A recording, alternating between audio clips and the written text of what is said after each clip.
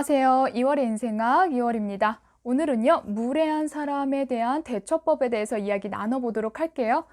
무례한 사람이라고도 할 수가 있고, 조금 기가 강한 사람, 그리고 매너 없는 사람, 이렇게 이야기할 수가 있죠.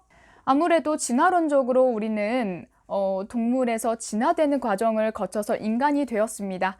진화론적으로 약육강식은 어쩔 수 없는 것 같아요.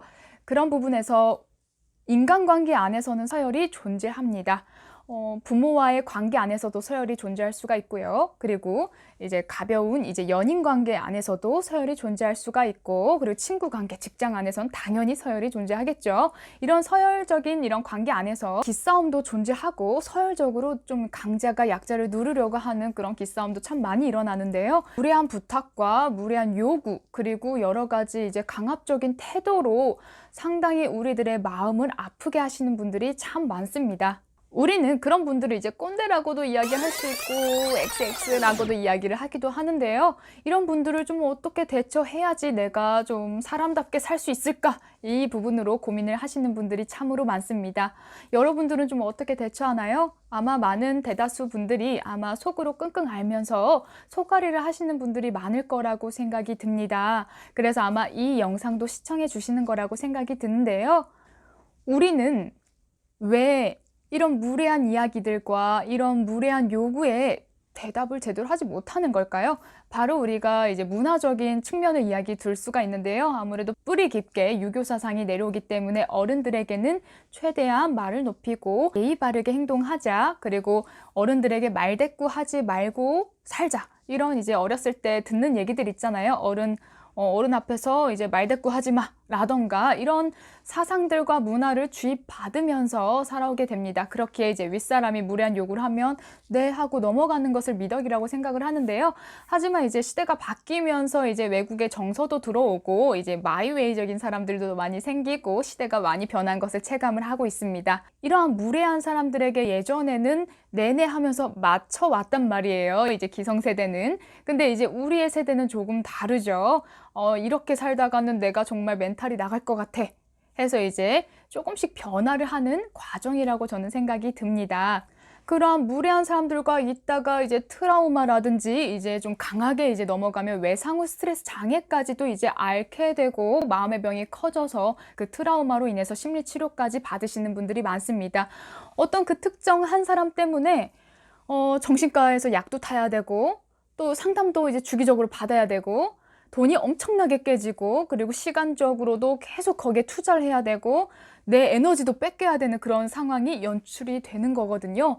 그러니까 어쩌면 그 무례한 한 분이 그 사람의 인생에 지대한 영향을 미치고 있다는 것을 이야기 드릴 수가 있습니다. 이러한 상황에서 어떻게 해야 되는지, 대처해야 되는지 마음가짐에 대한 부분들도 알아야 되는데요. 여러분들도 아실 거예요. 그런 분들을 만나면 피하거나 아니면 그냥 그 당시 때만 네네 하고 넘어간다거나 부드럽게 넘어갈 수 있는 방법은 있지만, 이게 다 끙끙끙끙 앓게 되면서 병이 생기는 과정, 화병까지도 갈 수가 있거든요. 그래서 이 영상을 보시는 분들 같은 경우는 좀 그런 유교 사상이라던가 어른들에게 그래도 어느 정도 맞춰야 된다라는 생각이 있으신 분들이 많이 시청할 거라고 생각을 합니다. 예를 들어서 착한 어린이 증후군이죠. 착한 어린이 증후군을 가지신 분들은 아무래도 내가 좀 자세를 낮추고 네 하고 맞춰주는 을의 입장이 좀 편하게 세팅이 되어 있으신 분들이에요. 그렇기 때문에 아마 이런 속앓이를 더 많이 하실 수가 있습니다. 어쩌면 나도 모르게 주입된 개념들, 어른들의 사상들, 그리고 부모님의 가치관과 인생관들이 나도 모르는 사이에 주입이 마구마구 된 거예요. 그러니까 어쩌면 내 생각은 배제되고 내 감정과 내 마음은 배제가 되고 어렸을 때부터 주입됐던 대로 계속 하다 보니까 내 마음은 상처가 나는 그 과정이 반복이 되는 거거든요. 그러한 무례한 사람 혹은 윗사람이 올 때 속으로는 욕도 하고 싶고 때리고 싶고 같이 안 지내고 싶고 짜증나고 이런 감정들, 정말 속 시원하게 사이다를 내뱉고 싶은 마음들이 있지만 내가 얘기했다가는 잘못 보이지 않을까, 밉보이지 않을까, 혹은 분위기 싸해지지 않을까? 내가 괜히 이야기를 했다 난리가 나지 않을까? 이 생각으로 주저주저 하시는 분들이 계십니다. 근데 중요한 것은요, 그 당시 때에도 내 기분보다는 상대방의 기분을 생각을 더 하고 있는 거거든요. 공격을 제대로 하겠다라는 것이 아니라 방어한다는 개념의 생각들이 필요합니다. 그들의 감정도 중요하지만 어쩌면 가장 중요한 건 내 감정일 수도 있어요. 그리고 계속 내가 상처를 받아왔기 때문에 어느 부분에서는 방어를 할 필요가 반드시 필요하다고 생각을 합니다. 많은 분들이 내담해 주시는 이유가 이제 윗사람들의 그러한 어쩜 갑질이라던가 아니면 무례한 요구라던가 그런 것들을 내내 하면서 내 그 감정을 제대로 돌보지 않아서 이제 상담을 받으시는 분들이 많거든요. 그 당시 때로 돌아가서 부드럽게 유머러스하게 넘길 수 있는 방법은 무엇일까라고 생각을 해보는 것들이 필요할 것 같습니다. 나중에 60세가 돼서 다시 돌아보면은 사실 별것이 아닌 일일 수도 있습니다. 하지만 그 당시 때는 너무 나쁜 상처인데요. 계속 내가 알겠습니다. 네, 좋아요 하는 포지션으로 가다 보면 마음의 병이 이제 종양으로 넘어갈 수도 있거든요. 그때 해봐야 됩니다. 어떤 걸 해봐야 되냐면 거절하는 연습부터 시작해야 되고 안 될 것 같습니다. 제 생각은 좀 아닌 것 같습니다. 하는 그 입에 버릇이 들어야 됩니다.